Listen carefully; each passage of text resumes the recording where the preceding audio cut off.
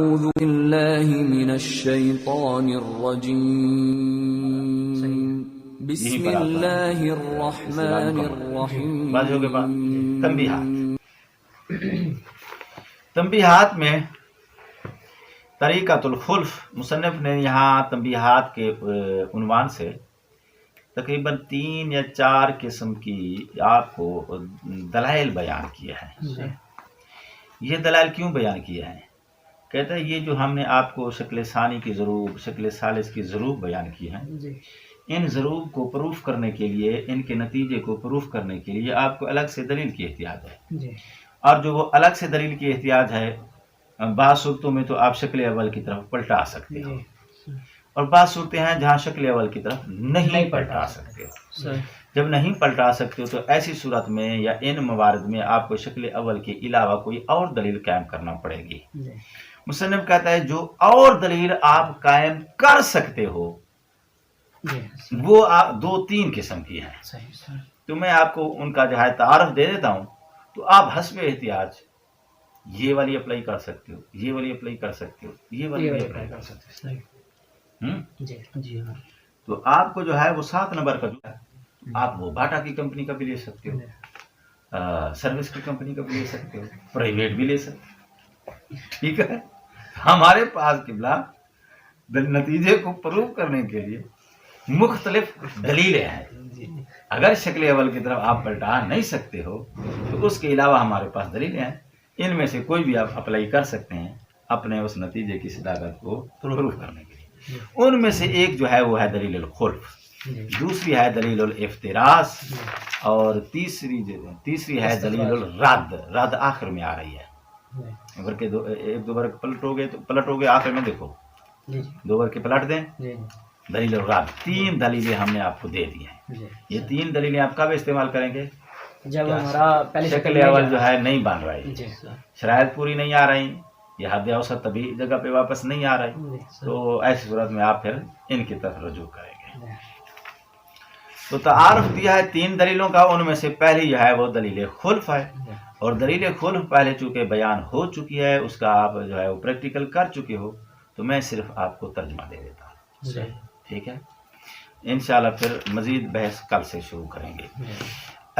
طریقۃ الخلف انا کلان من الضروب الشکل الثالث، شکل ثالث کی ضروب یمکن اقامت البرہان علیہ بطریقۃ الخلف، آپ اس کی ضروب پر برہان قائم کر سکتے ہو طریقہ خلف کے ذریعے.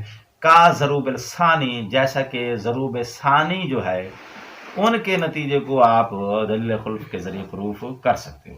یعنی کہنا یہ چاہتا ہے کہ ضروب ثانی کی ضروب یعنی کا ضروب الشکل الثانی، کہنا یہ چاہتا تھا کا ضروب الشکل الثانی. یا لفظ ثانی لکھا ہوا ہے تو آپ شکل اضافہ کر لو تاکہ بات مکمل ہو جائے. یعنی جس طرح شکل ثانی کی ضروب میں دلیل خلف استعمال کی جاتی ہے، شکل ثالث کی ضروب میں بھی آپ دلیل خلف استعمال کر سکتے ہو. والخلف، اور دلیل خلف ہے کیا چیز، اس کا تعارف کیا ہے؟ کہتا ہے ہوا استدلال غیر مباشر، یہ ہے استدلال غیر مباشر. مد مقابل شکل اول جو ہے جب اس کی طرف آپ پلٹائیں گے تو وہ مباشر ہے، یہ غیر مباشر ہے. یبرہن بہی، برہان قائم کی جاتی ہے بہی، اس دلیل خلف کے ذریعے. کس چیز پر برہان قائم کی جاتی ہے؟ علی کذب نقیض المطلوب، مطلوب ہو گیا نتیجہ، مطلوب کی نقیض کے کذب پر. یعنی ہم اس کے ذریعے کیا پروف کرتے ہیں؟ جو ہمارا مطلوب ہے اس کی جو نقیض ہے وہ کاذب ہے، اور نقیض کے کذب کو ہم پروف کرتے ہیں اس دلیل خلف کے ذریعے. لے یستدل بہی، تاکہ پھر آپ مطلوب کی نقیض کے کذب کے ذریعے استدلال کر سکیں. کس پر؟ علی صدق المطلوب ہے، مطلوب کے صدق پر. کیوں؟ اس لیے کہ جب مطلوب کی نقیض کاذب ہو جائے گی تو مطلوب کی نقیض کا کاذب ہونا دلیل بنے گا کہ آپ کا مطلوب صادق ہے، چونکہ نقیضان میں سے ایک کا کذب دوسرے کے صدق کی دلیل ہوتا ہے. وَهُوَ فِي الْأَشْكَالِ خَاصَّةً، اور اشکال میں ہوا کی ضمیر جا رہے دلیل خلف کی طرف، اور دلیل خلف جو ہے اشکال سے مراد یعنی یہ جو اشکال اربع ہیں، خاصتاً ان کے اندر یوخذو اخذ کی جاتی ہے. کیسے؟ کہتا ہے اخذ کیا جائے گا سب سے پہلے نقیض النتیجات. دلیل خلف کہتا ہے شروع ہوگی اشکال کے اندر. کیسے شروع ہوگی؟ اخذ کیا جائے گا نقیض النتیجات، نتیجے کی نقیض کو. نتیجہ کیا چیز ہے؟ کہہ رہا ہے المطلوب اس بات ہوا، نتیجہ وہی چیز تو ہے جس کو آپ ثابت کرنا آپ کا مطلوب ہے. فیقالو، اور یوں کہا جائے گا لو لام تصدق، اگر وہ نتیجہ صادق نہیں ہے بھئی تمہاری نظر میں، لا صادق کا نقیضھا، تو اس نتیجے کی نقیض صادق ماننا پڑے گی. کیوں؟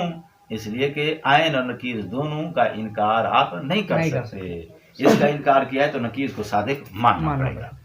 وَإِذْ فُرِضَ صِدْقُ النَّقِیض، اور جب فرض کر لیں کہ نقیض صادق ہے، نقیض یعنی نتیجے کی نقیض صادق ہے، تو یُزَمُّ، اس نقیض کو ضم کریں گے اِلَىٰ اِحْدَى الْمُقَدَّمَتَيْنِ، جو اصل مقدمے ہیں نا ان میں سے کسی ایک کے ساتھ. کسی ایک کے ساتھ کیوں بھائی؟ کیونکہ حسب احتیاج کبھی اس کے ساتھ ہم کریں گے کبھی اس کے ساتھ کریں. المفروض صدق، اور جو احد المقدمتین ہے نا ان کا صدق کیا ہے؟ مفروض ہے، یعنی ان کا صادق ہونا پہلے سے طے ہے. اچھا بھائی کیوں کرو گے کسی ایک مقدمے کے ساتھ اس نقیض کو ضم؟ لیتألف من النقیض وہذہ المقدمۃ، تاکہ نقیض اور اس مقدمے کے ذریعے تالیف پا سکے. ضرب من ضروب الشکل الاول، شکل اول کی کوئی ایک ضرب تالیف پا سکے.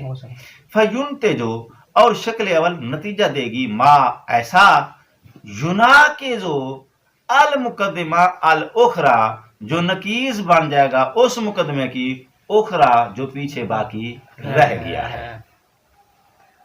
اور وہ جو دوسرا مقدمہ ہے الصادقۃ بالفرض، وہ اس کا صدق مفروض ہے، یعنی اس کا صدق پہلے سے طے شدہ ہے. تو مفروض الصدق ہونے کی وجہ سے تمہارا نتیجہ جو ہے لا بد ان تکذب ھذہ النتیجہ، یہ والا نتیجہ ضروری ہے کاذبہ ماننا پڑے گا. جب یہ کاذب ماننا پڑے گا وَكِذْبُهَا لَا بُدَّ أَنْ يَنْشَأَ مِنْ كِذْبِ اِحْدَى الْمُقَدِّمَتَيْنِ، میری طرف سے میں نے یہ اضافہ دیا ہے. یہ دو مقدمے ہیں، ان میں سے کسی ایک سے یہ پیدا ہوا ہے، اور ان دو میں سے کوئی ایک مقدمہ تو اصل مقدمات میں سے ہم نے لیا ہے. فَتَعَيَّنَ نَقِیضُ الْمَطْلُوبِ، تو معین ہو گیا جو مقدمہ ہمارے مطلوب کی نقیض ہے اس سے نتیجے کا کذب پیدا ہوا ہے. جب اس سے پیدا ہوا ہے تو پھر یہ والا مقدمہ ہمارے نتیجے کی نقیض ہے، تو اس کا کذب دلیل بنے گا ہمارے مطلوب کی صداقت کی. فیثبت صدق المطلوب، جیسے ہی اس نقیض والے مقدمے کی کذب کا پتہ چلے گا تو پھر اس کے کذب سے ثابت ہو جائے گا صدق المطلوب، مطلوب یعنی نتیجے کا صادق ہونا. وقت تقدمت امثلتہ، اور اس کی مثالیں پہلے گزر چکی ہیں. وعلی الطالب، طالب علم پر ضروری ہے ان یجری استعمالہ، دلیل خلف کو ٹرائی کرے. یجری جاری کرے یعنی ٹرائی کرے. فی جمیع الضروب، تمام ضروب کے اندر. تمام ضروب کون سی؟ شکل ثانی کی، شکل ثالث کی، چاہے ان کے اندر ان کو شکل اول کی طرف آپ پلٹا سکتے ہیں. یلاحظ ایتا مقدمتن یاجب ان یختارہا من القیاس المفروض.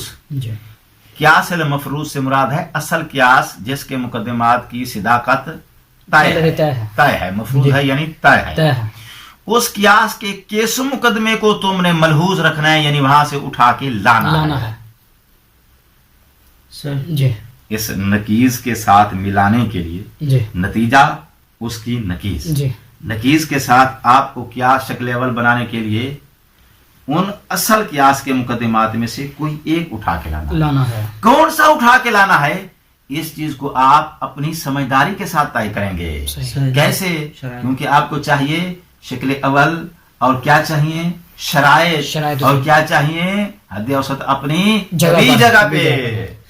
تو آپ نے یہ ساری چیزیں جو ہے ملحوظ رکھنی ہے کہ اب مجھے شرائط بھی پوری چاہیے, حد اوسط بھی اپنی طبیعی جگہ پر چاہیے. تو اب ان چیزوں کو رعایت کرتے ہوئے مجھے کون سا مقدمہ سوٹ کرتا ہے, صغرا لاؤں یا کبرا لاؤں.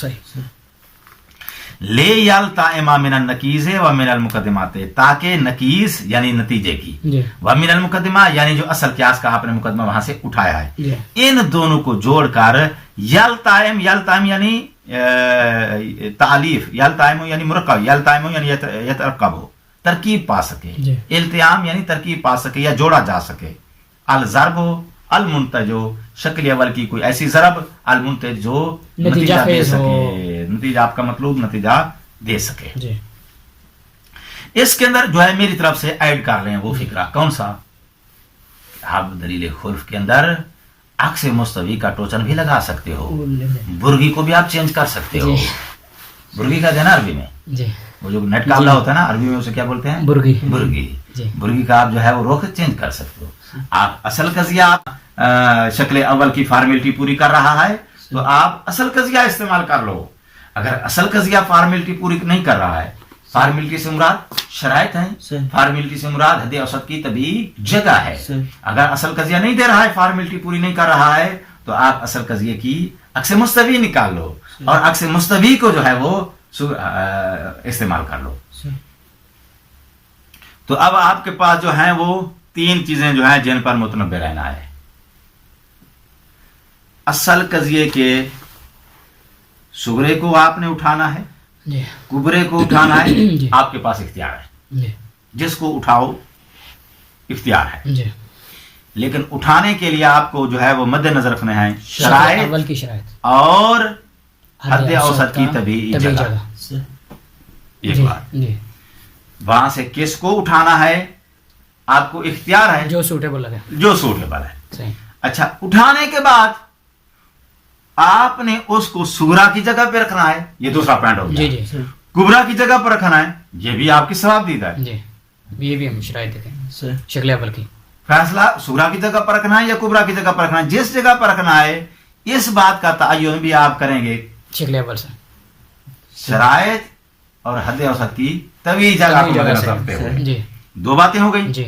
تیسرا نقطہ یہ ہے کہ اگر اس کا اصلی مقدمہ شکل اول بنانے میں آپ کو شرائط کے حوالے سے یا حد اوسط کی طبیعی جگہ حاصل کرنے کے حوالے سے فائدہ نہیں دے رہا تو اس کا عکس مستوی نکال سکتے ہیں.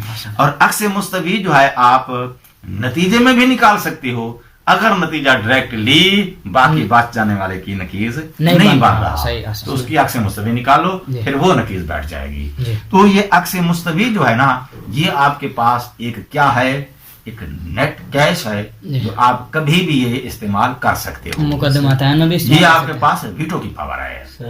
مقدماتین میں بھی استعمال کر سکتے ہیں. ہاں, اس کو مقدماتین کے اندر استعمال کرو, یعنی قیاس کے مقدمات کے اندر استعمال کرو. قیاس کے مقدمات مکمل ہونے کے بعد جو نتیجہ نکال لیا ہے نتیجے کے اندر استعمال کرو. یہ جہاں چاہو وہاں اس کو آپ, یہ آپ کے پاس پاور ہے. اور اس کا نام عکس مستوی ہے. آپ سمجھ میں کہ عکس مستوی کتنی مفید چیز ہے. جی, السلام علیکم. اللہم صلی علی محمد.